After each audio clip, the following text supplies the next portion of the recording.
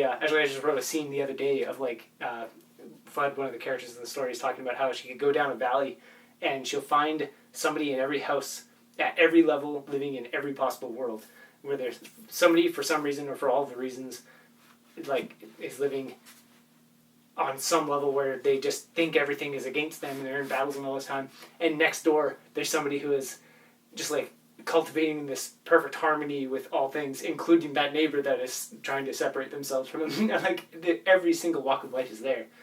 And so you can find examples of that all over the place, but you can't find an example of somebody who so distinctly believes that these ethereal elephants that nobody knows exist.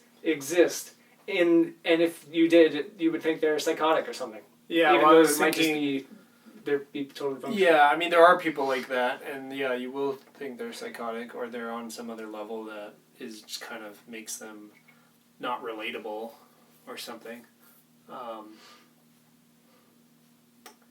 And yet you can, just the fact that somebody might be like that means you can deliberately do that oneself. Like somebody can actually get to that state and get out of that state and go into any other state in the same way that somebody could be having one thing sad about another. Like, really, this just goes back to everyone has a different life and world going on in their own world, and I was thinking about, people who, you could say believe in, it's just any belief really, like, oh, I believe the government's after me, I believe, that's some ethereal being that I've created in my mind that is running, there's some narrative happening that is true for me, but someone else comes to that person is like, what? Yeah, and then to play with that deliberately, like the requirements needed to be able to do so is like if you're to intentionally do it.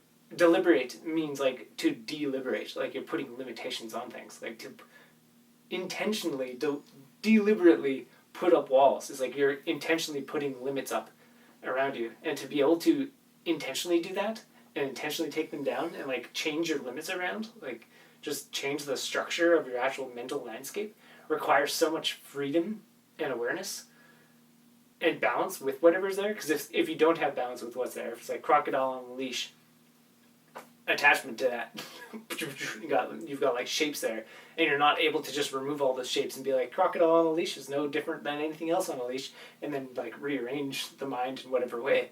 Any kind of attachment like that disables one from being able to do that at will. But once you do that at will, then you've met the requirements to be able to do that with anything. And if you could do that with anything, the things that you would actually be able to train yourself to see and to perceive would be similar to what we were talking about, how if you jumped into somebody else's body, the mental shortcuts that we all make of changing to simplify the world we're looking at and the thought processes that we all have and all those other things, to actually jump into another person's perspective would just be like wackier than any drug trip possible. Like, you basically think you're in another dimension. Like, people talk about ayahuasca ceremonies just being like alternate realities or something. It's like you just do that from hopping into another human. You're sitting beside them, and like we just be like, whoa. If we were filming it and we just hopped into each other's perspectives, yeah, we'd both like like eyes dilate wide, like and for like a good 30 seconds before either of us really register what just happened. Yeah.